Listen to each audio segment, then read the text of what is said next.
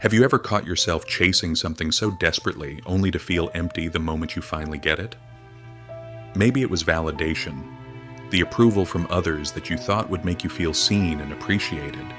Maybe it was money, the promise that once you hit a certain financial milestone, everything else would fall into place and happiness would be yours for the taking. Maybe it was status, the idea that climbing the social ladder would give you the respect you deserve, the sense of belonging and importance you thought was missing from your life. Or maybe it was love, that perfect relationship that you believed would fill every gap, heal every wound, and make you feel whole again. You believed it would complete you. You thought that reaching the top of the mountain, achieving that one goal, would suddenly bring you peace and satisfaction. But then, once it was yours, once you had that validation, that money, that status, or that love, something unexpected happened. That hollow feeling came creeping back in, like an unwelcome guest. It wasn't a sudden wave of happiness or relief. Instead, it was a subtle emptiness, a sense of disconnection from everything you thought you wanted. The thing you had worked so hard to achieve, the thing you thought would bring you joy, felt empty. It's almost as if the moment you grabbed what you were chasing, the void inside you only grew bigger.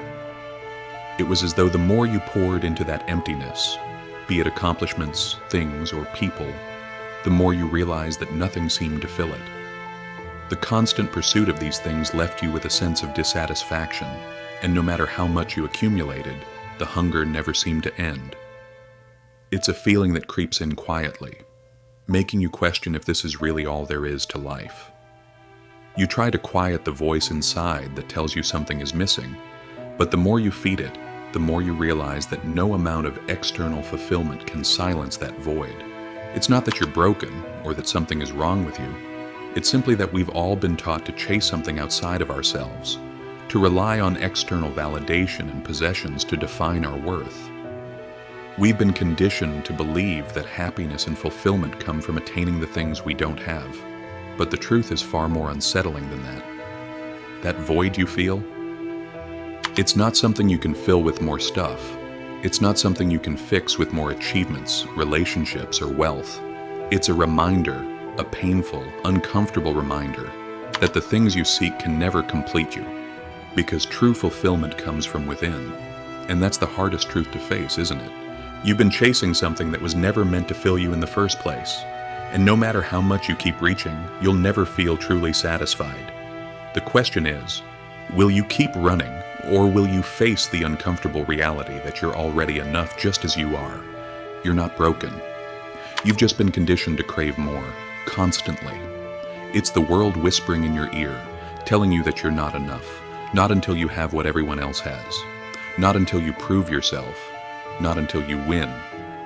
But what if I told you the most powerful people aren't the ones who chase, but the ones who've stopped running altogether? Lao Tzu once said, "He who knows that enough is enough will always have enough." On the surface, it sounds simple, maybe even obvious, but hidden beneath those words is a radical rejection of everything society tells you to want. It's easy to dismiss such a statement as common sense. After all, aren't we all told to be content with what we have? To be grateful, to not always be looking for more. Yet, in practice, it's one of the most difficult truths to internalize in a world that constantly tells you you're not enough. From the moment you wake up to the moment you fall asleep, you're bombarded by messages urging you to buy more, be more, do more. You're told that happiness is just one more purchase away, that success is just one more promotion around the corner. The relentless pursuit of more becomes a cycle, a trap you're taught to chase, to climb, and to strive for, often without questioning the toll it takes on your soul. You're conditioned to believe that fulfillment comes from external sources, that your worth is tied to what you own or how others perceive you. But Lao Tzu's words turn that narrative upside down. What if everything you need is already within you? What if the pursuit of more isn't the answer, but rather the recognition that enough is already present? The moment you accept that you are enough, just as you are, you free yourself from the endless cycle of striving and yearning. You don't need to chase after the next big thing or measure your life against someone else's success. The truth is, the moment you realize that enough is enough, you finally find peace. In that peace, you stop living in constant comparison. You stop seeking validation from external sources. You start to understand that true abundance isn't about accumulating more. It's about appreciating what you already have. Because we're taught that more is always better. More money, more success, more love, more recognition. We're told that fulfillment lies just one step ahead, one promotion, one relationship, one achievement away. But that finish line keeps moving, and the more we chase it, the more we lose sight of the present. What Lao Tzu offers is not just a lesson in contentment, but a blueprint for inner freedom. To know that enough is enough is to step outside the cycle of endless craving. It's realizing that nothing external can give you what you already hold within. That satisfaction doesn't come from having everything. It comes from needing less. It's not about giving up, it's about waking up, understanding that enough is not a limitation, it's liberation. This quote isn't soft wisdom, it's a warning. Because the truth is, the world thrives on your hunger. It depends on your restlessness. The moment you stop needing, you stop playing its game. The quiet power of people who don't need anything. It's unsettling. You've seen them. They walk into a room and don't have to prove a thing. They don't perform. They don't beg for attention. They observe. They exist. And in their stillness, there's something that makes people lean in. You can't manipulate someone who doesn't want what you're offering. You can't control someone who isn't afraid to walk away. You can't break someone who's already let go. Think about it. The more you want, the more you can be controlled. Dangle a carrot in front of you and someone else will always hold the stick. But what happens when you stop needing the carrot? The world loses its grip on you. The ads, the noise, the pressure, they all start to fade. You don't buy into the hustle. You're no longer desperate to impress. You stop measuring your worth by someone else's ruler. And you stop giving your peace away so cheaply. There's a darkness in this clarity, a stillness that feels heavy at first. Because letting go of your desires doesn't feel like freedom, it feels like death. Death of the old self. Death of the ego. Death of everything you thought you needed to be happy. But in that death, something else is born. Peace. If you no longer desire, you're no longer suffering. You're not tired when you stop chasing. And when you no longer need, you start to live at last. This is the subtle power of those who want for nothing. Think about it for a second. In a world that bombards you with messages that you need more, to be more, to have more, to do more, it can feel all but unnatural to be still. We hear from a young age that desire is what drives us to success. Want something, go get it. Crave something, chase it down. But what if that pursuit is what ties you up in chains? What if that never-ending need, that never-ending pursuit of wanting, is what exhausts you and makes you feel fatigued, empty, or distant from yourself? You liberate yourself from constant seeking when you stop wanting. You cease seeking validation from others regarding who you are and your value. You are no longer reliant of the applause, the recognition, the validation, and the fulfillment guidelines imposed by the outside world that you are supposed to chase around in order to feel whole. You are no longer subject to the whims of social media or the opinions of people you don't know. And by liberating yourself from this hunger, you become aware that the pain that previously came from feeling not enough, unnoticed or insignificant, slowly dissipates. You become so focused inwards that the relentless comparisons, the ingrained insecurities, they all start to matter less. When you're done chasing, you don't run anymore. You stop striving for a next accomplishment, next milestone, and next reward. You become less and less defined by what you've done or how high you've ascended. And for the first time in what seems like forever, you let yourself rest. You give up pushing yourself to the point of exhaustion, trying to find success in order to be happy. You stop trying to make the present something else. The fatigue that felt like leaden weight on your shoulders begins to lift. Know that it is true peace, not finding your way out of a maze, not crossing a finish line, just stepping off the racetrack altogether.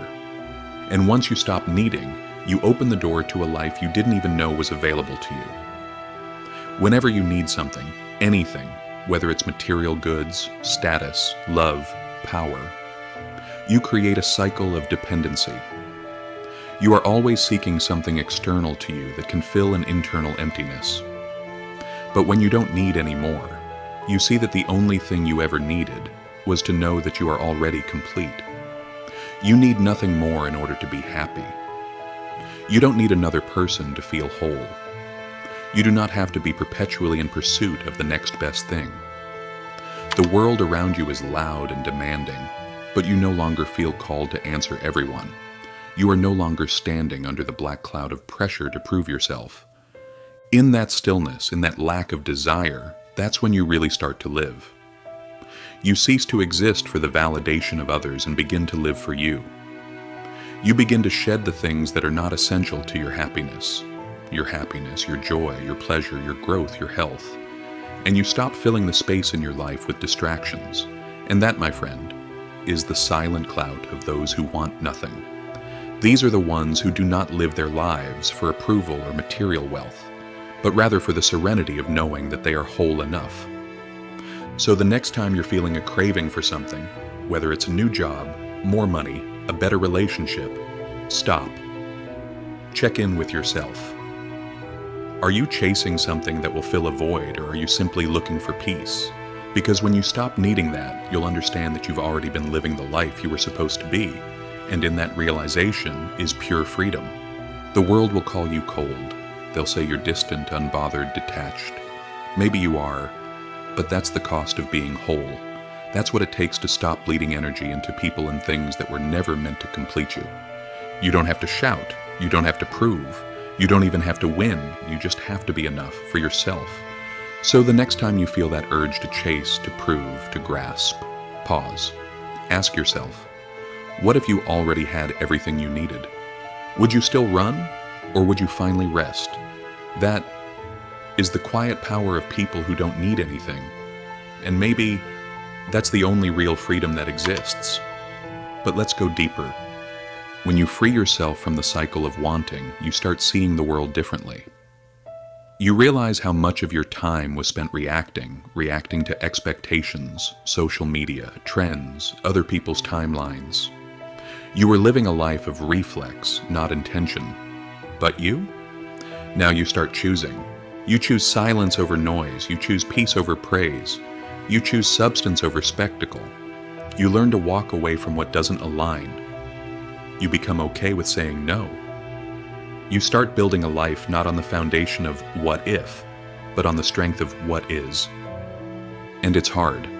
Letting go isn't easy. There's grief in surrender. But you begin to understand, peace doesn't come from adding more. It comes from needing less. Look around you. Everything is built to keep you wanting. Algorithms that pull you in. Products promising happiness. People selling you their version of success. It's all noise. But when you stop needing, you hear something else. A deeper voice. Your own. It whispers truth. And that truth is this. You are already enough. It doesn't mean you stop growing. It means you stop growing for the wrong reasons. You're no longer running away from emptiness. You're walking toward wholeness. You no longer ask, what do I need to prove? You begin asking, what do I want to experience? There's freedom in that shift. You laugh more. You worry less. You become a mirror that reflects back authenticity, not perfection, realness. And that's what draws people in. Not your hustle, not your highlight reel, your presence. You're not here to compete. You're here to connect. And when you no longer need anything from others, you can finally love without fear, speak without filter, live without limits. This is the quiet power, the one that doesn't flash or scream, the one that lives in soft eyes and slow breaths, the kind that doesn't beg to be seen because it already sees everything clearly. It doesn't walk into the room to dominate. It doesn't need applause, validation, or spotlights. Quiet power isn't loud because it has nothing to prove. It knows what it is, and that knowing is enough. You'll find it in the woman who listens more than she speaks, in the man who doesn't raise his voice, yet somehow everyone hears him when he talks, It's in the person who carries heartbreak, but still opens their heart again. Who walks through storms and comes out softer, not harder. That's strength. The kind that doesn't shout, but endures.